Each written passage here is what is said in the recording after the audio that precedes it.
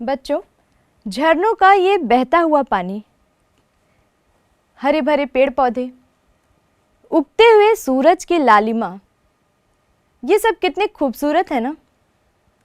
और ये धरती की मिट्टी तो देखिए, ये मिट्टी कहीं लाल, कहीं काली तो कहीं पीली होती है। ऐसे ही प्रकृति ने हमें बहुत सारे उपहार दिए हैं। आइए देखते हैं वो कौन कौन से उपहार हैं। बच्चों, अभी हम एक नदी के किनारे खड़े हैं। नदियों के किनारे लगे ये हरे भरे फलदार वृक्ष, नदियों के किनारे के ये पत्थर, नदी के किनारे की ये मिट्टी, क्या ये सभी हमसे इनके प्रयोग के बदले कोई मूल्य लेते हैं? नहीं, ये सब कुछ हमें प्रकृति से प्राप्त निःशुल्क उपहार है। लेकिन आप सोच रहे होंगे कि कई बार हम पानी के लिए पैसे देते हैं, मिट्टी के लिए भी हम पैसे देते हैं और फलों को भी तो हम खरीद कर खाते हैं। तो ये सभी वस्तुएं अनार्थिक वस्तुएं कैसे हुई? आइए इस प्रश्न का हल जानने का प्रयास करते हैं।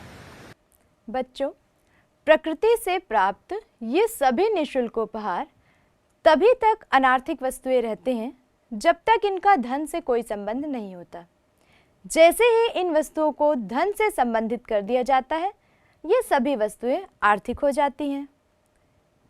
मान लीजिए हमको नदियों, तालाबों, कुओं और पानी के कई ऐसे स्रोत हैं जहाँ से पानी मिलता है, लेकिन नदी, तालाब, कुओं और अन्य स्रोतों से जिस रूप में ये पानी मिल रहा है, क्या उसी रूप में हम इस पानी का उपभोग कर सकते हैं? शायद नहीं कर सकते। तो पानी को पीने योग्य बनाने के लिए हमको इस पर बहुत सारा परिश्रम करना पड़ता है।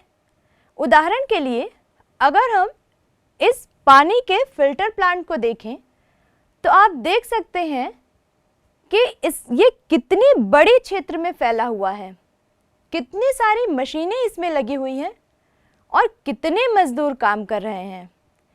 यानी कि उत्पादन के सभी साधन, चाहे वो भूमि हो, श्रम हो, पूंजी हो, संगठन हो या साहस, सब लोग मिलकर इस पानी को पीने योग्य बनाने का प्रयास कर रहे हैं। तो वास्तव में हम पानी के जो पैसे दे रहे हैं वो हम पानी के लिए नहीं, बल्कि इन साधनों को दे रहे हैं जिन्होंने इसको इस योग्य बनाया कि हम उसका उपभोग कर सकें।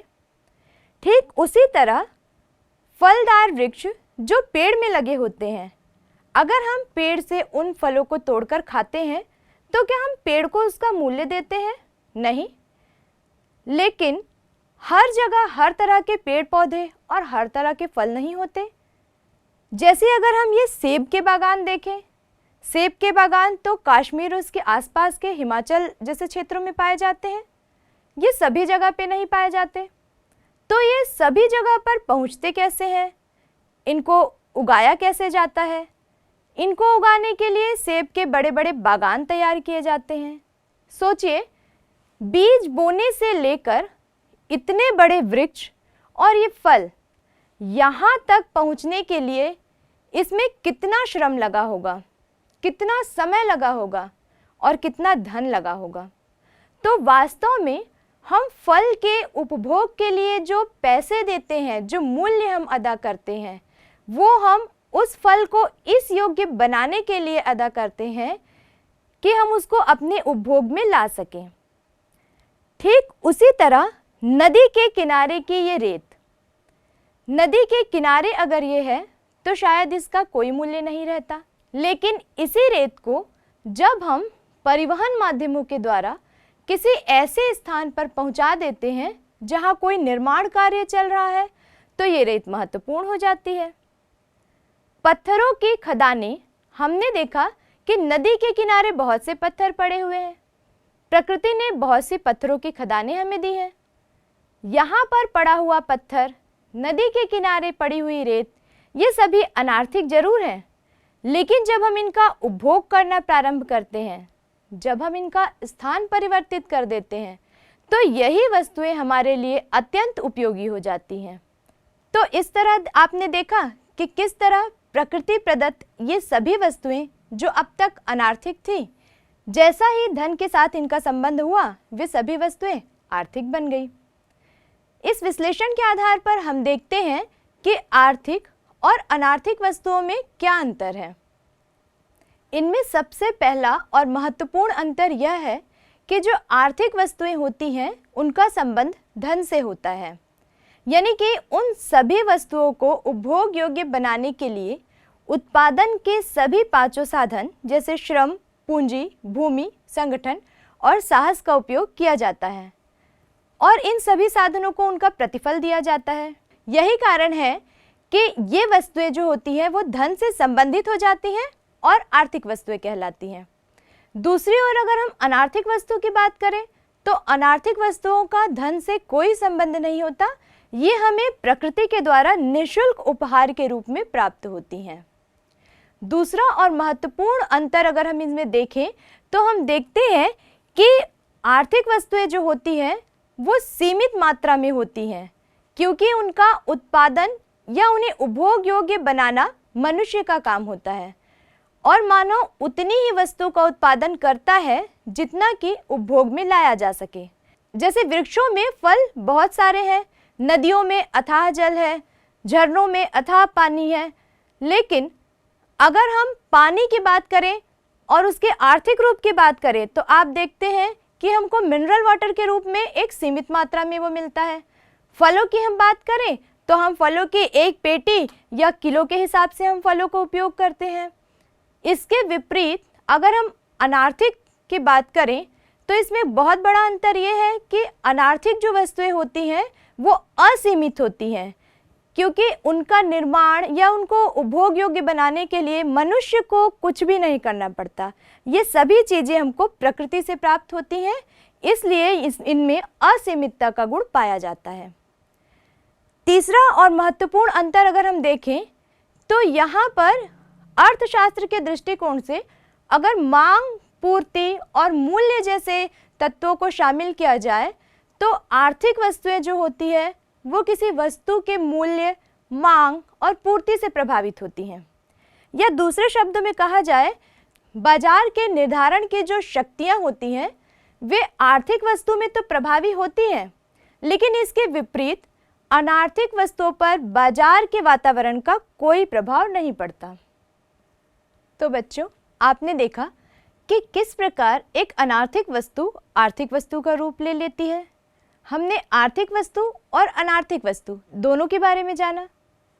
तो सोचिए, मनुष्य अपने दैनिक जीवन में जिन कार्यों को करता है, क्या उसके द्वारा किए गए कार्य भी आर्थिक और अनार्थिक कार्यों में बटे हो सकते हैं? बिल्कुल हो सकते हैं। आइए कुछ उदाहरणों के माध्यम से इसे समझने का प्रयास करें। मान लीजिए एक किसान अपने खेत में कृषि करता है। वो दिन रात खेत में मेहनत करता है, कई मशीनों का प्रयोग करता है, खाद, बीज और सिंचाई के कई साधनों का प्रयोग करता है। ऐसा वो क्यों करता है? ऐसा वो इसलिए करता है ताकि जब उसकी उपज तैयार होगी तो बाजार में उसे वो अच्छे मूल्य पर बेच पाएगा और उससे कुछ आय प्राप्त कर पाएगा। यानी कि किसान खेत में काम इसलिए कर रहा है ताकि वो उससे कुछ धन लाभ प्राप्त कर सके। मतलब किसान के द्वारा किया गया इस तरह का कार्य आर्थिक कार्य होगा, क्योंकि इसका सीधा संबंध धन से है। लेकिन वही व्यक्ति, वही किसान या कोई महिला अगर अपने घर के आसपास छोटे से क्षेत्र में सब्जी का उत्पादन करते हैं, फलों का उत्पादन करते हैं और इसलिए करते हैं ताकि उनके उपज होने पर वो स्वयं उसका उपभोग कर सकें, न कि बेचने के लिए, तो क्योंकि उनका उद्देश्य स्वयं उपयोग करना था, इसका धन से कोई संबंध नहीं है। यानी ये जो कार्य हुआ वो अनार्थिक कार्य हुआ। बिल्कुल इसी तरह किसी निर्माण कार्य में बहुत से मजदूर, जो स्त्री भी हो सकती है और कोई पुरुष भी हो सकता है, वहाँ काम करते हैं। वो वहाँ पर मजदूरी का काम क्यों करते हैं? ताकि उनको वहाँ से आय हो सके और वो अपनी आजीविका प्राप्त कर सके। तो क्योंकि उनका ये कार्य सीधा सीधा धन से संबंधित है, यानी उनके द्वारा किया गया ये कार्य आर्थिक कार्य होगा।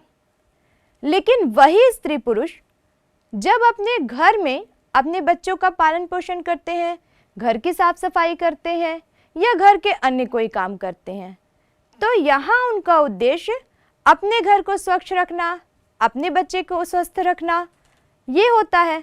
यहाँ पर वो मानसिक संतुष्टि के लिए कार्य करते हैं, न कि धन प्राप्ति के लिए। यानी यहाँ उनके द्वारा किया गया कार्य अनार्थिक कार्य होगा। इसी तरह हम एक और उदाहरण देखें। किसी हॉस्पिटल में एक नर्स कार्य कर रही है, वो मरीजों की सेवा कर रही है। ऐसा वो इसलिए कर रही है क्योंकि ये उसका पेशा है। इस कार्य को करने से उसे वेतन के रूप में धन प्राप्त होगा। मतलब उस नर्स के द्वारा हॉस्पिटल में किया गया कार्य आर्थिक कार्य है। लेकिन सोचिए, वही नर्स अगर अपने घर में किसी बुजुर्ग की सेवा करती है, किसी बच्चे का ध्यान रखती है, तो वो इसलिए रखती है क्योंकि उस कार्य को वो अपना फर्ज समझती है। इस कार्य को करने से उसको मानसिक संतुष्टि मिलती है। तो घर में उसके द्वारा किया गया यही कार्य अनार्थिक हो जाएगा क्योंकि धन से उसका कोई संबंध नहीं है।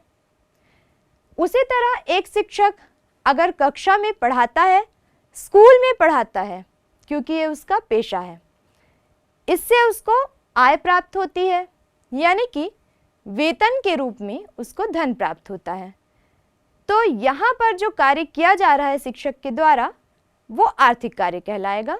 लेकिन वही शिक्षक अगर अपने घर में अपने बच्चों को पढ़ाता है तो उसका धन से कोई संबंध नहीं है और वो अनार्थिक कार्य माना जाएगा। तो इस तरह आर्थिक और अनार्थिक कार्यों को समझने के बाद हम देखते हैं कि आर्थिक और अनार्थिक कार्यों में भी कोई अंतर हो सकता है। हमने आर्थिक और अनार्थिक क्रियाओं का जो विश्लेषण देखा, उससे हमको स्पष्ट हो जाता है कि आर्थिक और अनार्थिक क्रियाओं में भी अंतर है।